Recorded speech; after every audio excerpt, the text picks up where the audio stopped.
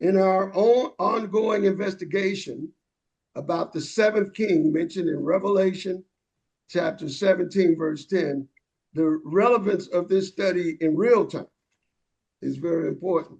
Uh, in this present moment, particularly at this time, it makes this lesson very relevant because we are now able to see things happening that our master Yeshua told his followers in Matthew chapter 24, verse 3 through 14, that would happen at the time leading up to the end. In verse 4 through 5 of chapter 24, he states, quote, "And Yeshua answered and said unto them, Take heed that no man deceive you. For many shall come in my name, saying, I am Messiah, and shall deceive many. Also, our master continues to say in verse 6, quote, And you shall hear of wars and rumors of wars. See that ye be not troubled, for all these things must come to pass, but the end is not yet. We saw how last Shabbat, in part 2 of this series, we saw regarding the seventh king in Revelation 17:10 that this seventh king comes just before the 3.5-year great tribulation period that our master Yeshua is referring to in verse 14 as the end, which in verse 15 starts when the abomination of desolation takes place, which our master Yeshua refers to in reference to Daniel 9:7, the Septuagint version, which states, And 1 week shall establish the covenant with many, and in the midst of the week my sacrifice and drink offering shall be taken away, and on the temple shall be the abomination of desolations. And at the end of time, an end shall be put to the desolation. So in context to what our master means as regarding what the end is, as used in Matthew 24:14, which states, quote, And this good news of the kingdom shall be proclaimed in all the world for a witness unto all nations, and then shall the end come. Now, according to Daniel 9:27, the end is referring to the last half of the 70 week of years, which would be a 3.5 years period, which starts, according to chapter 9, verse 27 of Daniel 9, Septuagint version, that period starts when an abominable act on the altar is done and a coming third temple by the coming Antichrist. As stated in Matthew chapter 24, verse 15, when you therefore shall see the abomination of desolation, spoken of by Daniel the prophet, stand in the holy place, whoso readeth, let him understand.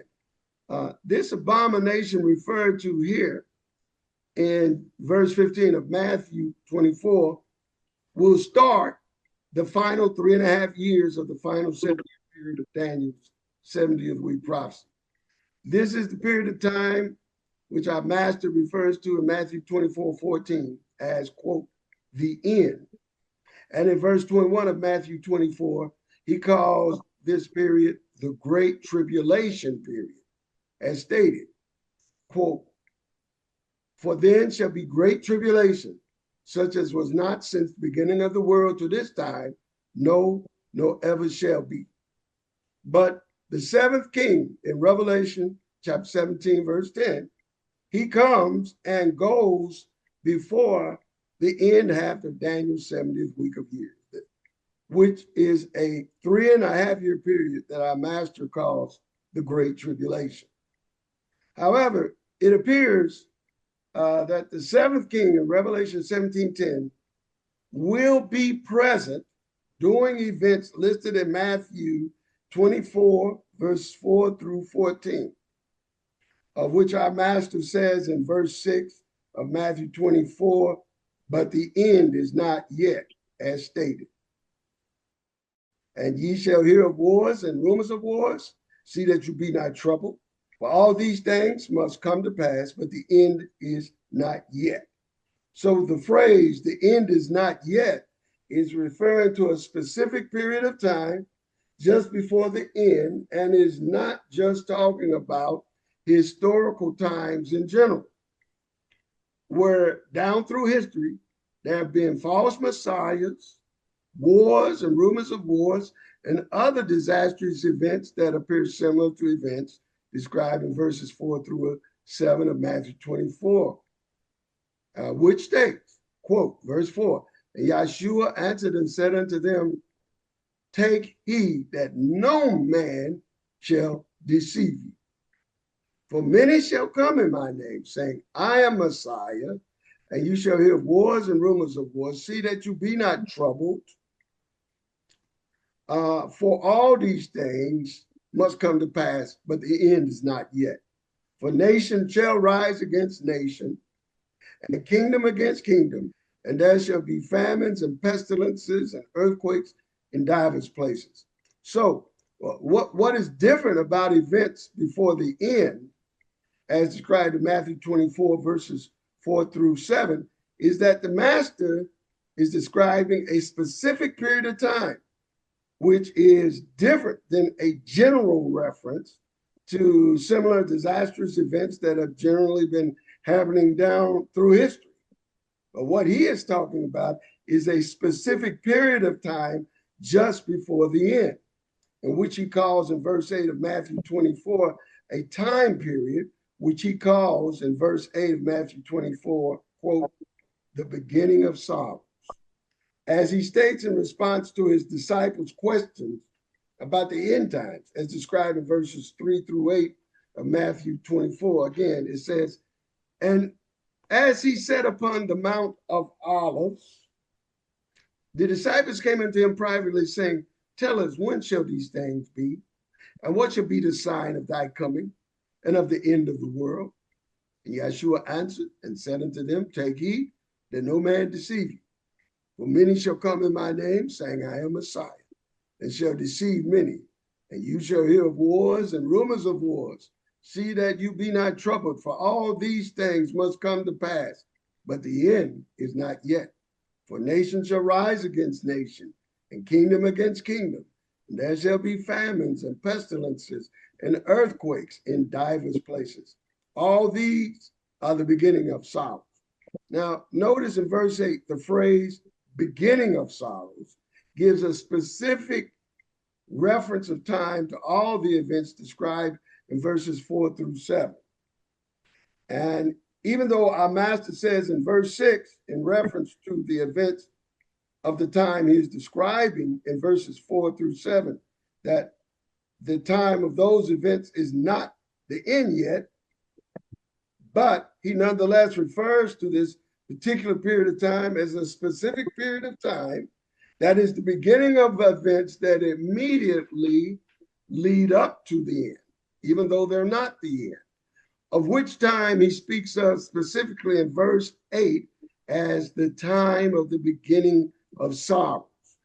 It will be during the time of the beginning of sorrows that the seventh king, mentioned in Revelation 17:10, will be present. Now, the seventh king is not the beast. He is not Mr. 666. He precedes that one. And it said, and if this is the case, let's look at the features of the period of the beginning of sorrows, because this should give us a clue where we are right now. Among other meanings that is described, this beginning of sorrows is a period of time that our master describes in Luke chapter 21, verse 24 through 28, as a time of the fulfillment or completion of the time of the Euro Gentiles and their dominion, and the time leading up to the redemption of the Israelites. Quote, verse 24, Luke 21, and they shall fall by the edge of the sword and shall be led away captive unto all nations, and Jerusalem shall be trodden down of the Gentiles until the times of the Gentiles be fulfilled. And there shall be signs in the sun and in the moon and in the stars, and upon the earth distress of nations with perplexity, the sea and the waves roaring.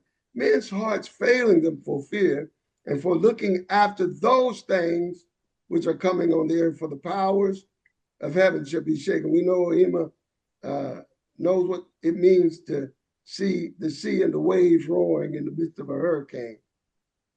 And made people's hearts fearful, looking after those things coming on the earth. For the powers of heaven shall be shaken. And then shall they see the Son of Man coming in a cloud with power and great glory. And when these things begin to come to pass, then look up and lift up your heads, for your redemption draweth nigh. So in Matthew 24, the phrase beginning of sorrows is a specific prelude of time leading up to the time of the end, which leads up to the time of the second coming of Yeshua. Now, one description of the seventh king of Revelation 17:10 is shown in Matthew 24:4, where Yeshua describes a false Messiah leader who will appear as a man of the Messiah, or as would be called now a Christian leader. And during the time of sorrows, this supposed Christian leader who will come, he comes as though he's a champion for Christianity. But at the same time, he is looked upon and promoted as a Messiah himself. As our master states in Matthew 24, verse 4 through 6, quote, that they will come in his name, yet make themselves to be a Messiah themselves also. And verse 4 and 5, and Yeshua answered and said unto them, take heed that no man deceive you, for many shall come in my name, saying, I am Messiah, and shall deceive many. That means they come as though they are supporters, as they would say, of Christ. But then in sly, subtle ways, they're promoting themselves as a Messiah at the same time. Donald Trump, for instance, threatened Nigeria just a few days ago because of persecution of Christians there, as though he is a man working in the name of Christ. This just happened. But if you notice, in the Israeli minted 7th year coin that was minted for the 70th anniversary of the state of Israel, is a coin that has a picture of Trump and Cyrus the Great, both on that coin. And in Isaiah 45:1, Cyrus the Great of Persia, he is called in Isaiah 45:1, Yah's Messiah, which translates as the anointed of Yah, as stated regarding Cyrus of Persia. Thus saith Yah to his anointed, to Cyrus, whose right hand I have holden, to subdue nations before him. And I will loose the loins of kings to open before him 2 levied gates, and the gates shall not be shut. So while Trump is pictured as a Messiah next to Cyrus, that's what it's indicating, that he's a Messiah like Cyrus on that coin. And this fits the description Yeshua gave of the seventh king of Revelation 17:10, that he will be a man who will appear as coming in the name of Messiah, while at the same time promoting himself as though he's a Messiah himself. I want to show you a clip of something to just really illustrate what I'm trying to explain here, so you kind of get a grasp of where we're going with this. Stand by. We're almost done. This is just a short clip. Stand by, everybody.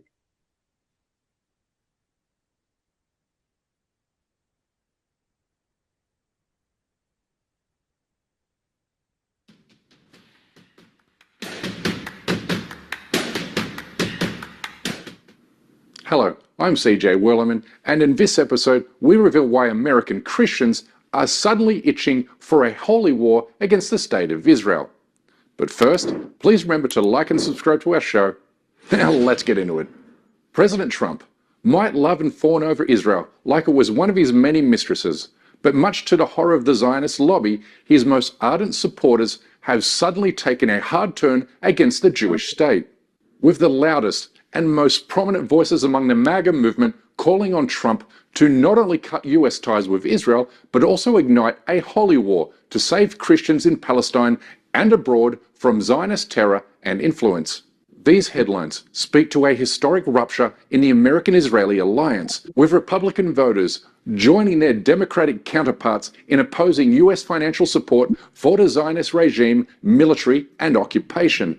Trump even told one of his top Jewish donors in July that his supporters are now starting to hate Israel, a hatred that has grown much louder in subsequent months. MAGA might be a lot of things, but more than anything else, it's a hyper-Christian evangelical movement that sees the world through a binary lens. Good versus evil, right versus wrong, Christian versus anyone who stands against their religious faith, with Trump standing as an avatar in their perceived religious war. Donald Trump is portraying Sorry about that. Stand by. himself as a religious savior. He says Election Day will be Christian Visibility Day. Trump has repeatedly compared his criminal trials to the crucifixion of Jesus, promoted videos calling his re-election, quote, the most important moment in human history, and that describe him as a divinely appointed ruler.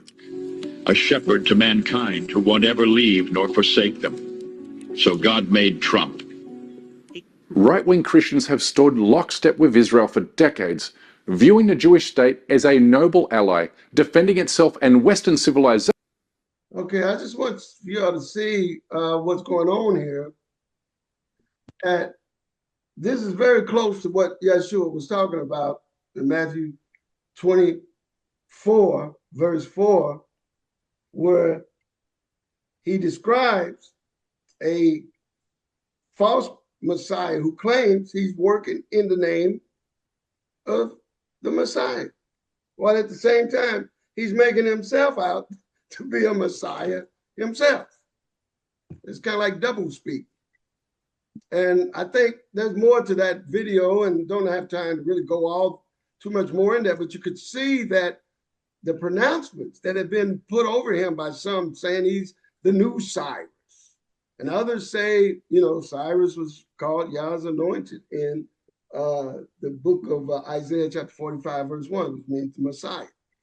But then also, a lot of evangelical Christians started comparing him to King Yehu of the northern kingdom. King Yehu had been anointed as king of the northern tribes. And so he was a Messiah in that sense because he got anointed. Well, they're saying pretty much the same things, and Trump is willing to ride with that. All right, so I just want to throw that out there, food for thought. So while Trump is pictured as a Messiah, the next to Cyrus on the coin that Israel minted in 2018, where his face is next to Cyrus's face because Trump had recognized Jerusalem as capital state of Israel in 2018. Now, Messiah recognition of a person who claims to be kind of like a little Messiah next to the big Messiah. That's kind of like what some of our people in Damon have kind of followed with Ben Ami. He claimed he was a Messiah. And so, and he even gave a little humble recognition to Yeshua, just like Farrakhan does. They give a little recognition to Yeshua, but both Farrakhan and Ben Ami both said they are the Christ now. That Yeshua was the Messiah back then, they're the Christ now. Yeshua said that's a sign right there, you're coming into the time of the beginning of sorrows. It's going to be one dominant one that will be very powerful in the world. And that will play that game. And the most powerful world ruler in the world today is Trump. Some would dispute that and say, well, it's the Pope. Well, I'm not going to get into that argument tonight, but I'm going to say this. There's some similarities there that bear watching between what Trump's doing than what the Pope does. For instance, this is similar as a Pope, what Trump's doing. The Pope comes off as though he's a representative of Christ. But at the same time, he calls himself the vicar of Christ while leading believers into occultic, idolatrous practices against the Torah. Currently, from assessing these things, we are in the beginning, we're in the beginning of the time of sorrows, particularly since 2019, when we crossed the 400-year mark of this captivity in Babylon, America, as foretold in Genesis chapter 15, verse 13 through 14, of which time nearly 2 million people around the world died of COVID. The wars and rumors of wars commenced around Israel and throughout the world. Gaza, Iran, Russia, Ukraine. Some of these we're mentioning have even renewed the threats of nuclear annihilation, which we thought in the 1990s when Papa Bush said the New World Order had come, that they were saying all of those sort of threats were over. Now that the Iron Curtain fell, well, that didn't last very long. The world is more dangerous now than ever before. Also, here domestically in America, the threat of the Insurrection Act is being rumored, which would put this country into martial law under the authority of the president. Now, these are the times, I believe, are the times of the beginning of sorrows, which is the time of the appearance of the seventh king. Now, whether it's Trump or not, that's yet to be seen. But he certainly does look like a very convincing candidate. Look at all the troubles that in the world have happened since he's come to power, how it's escalated. I mean, tremendous plagues, wars and rumors of wars, even insurrection threats inside of America itself. This all bears watching. So this coming Shabbat, we will continue in part 4 of this series entitled The No King's Protest and the Seventh King. Shalom. Just want to play a song and then we'll have a conversation. Stand by. This is a song, and saints, I'm playing this song because there's something we need to begin to understand and get ready for. We have to be ready for persecution. That's part of the time of the beginning of sorrows. And we have to understand what it means to be offended by people and not strike back. In other words, these are times of patience we have to learn. And this is a song I think fits the bill for that. It's called Not Forsaken. That is, persecutions may come, and they're coming, but we're not forsaken. Stand by.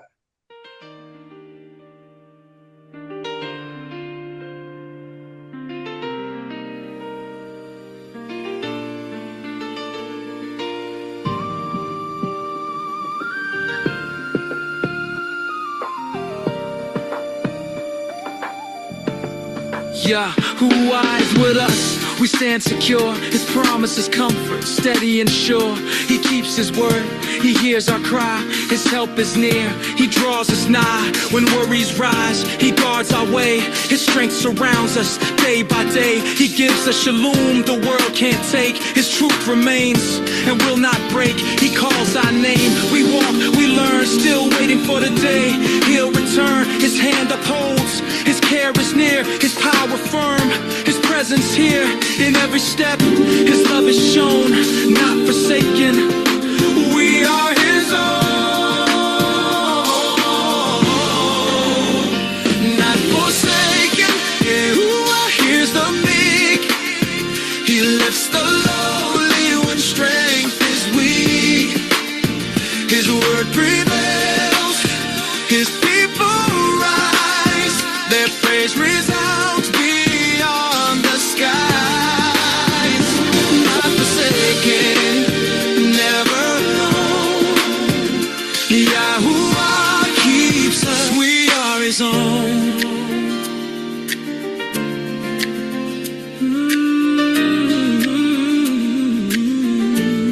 Yahuwah is with us, we will not fall. His arm is strong, he hears our call. His truth preserves, it is our light. He guards our way, both day and night. He is our refuge, firm and sure. His faithfulness will endure. He gives the crown to those who wait and lifts the humble in his embrace. He shapes the will to honor him and lights the path when days are dim. He is our help, our shield, our stay, our confidence in every day. His name we trust, his truth is known, not forsaken. We are his own, not forsaken. Yahuwah hears the meek, he lifts the lowly when strength is weak. His word prevails, his people rise, their praise resounds beyond the skies. Not forsaken, never alone. Yahuwah keeps us, we are his own. Yahuwah is near, he does not change. His love remains through every stage. From age to age, his strength is shown, not forsaken. We are his own, not forsaken. Yahuwah we praise. Our Alu are with us all our days. Held in care, in him we're known, not forsaken. We are his own.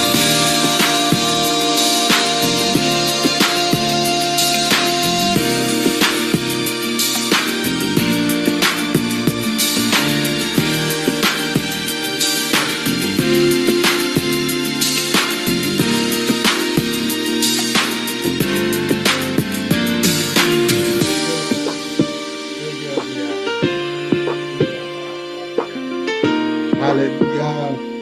Hallelujah.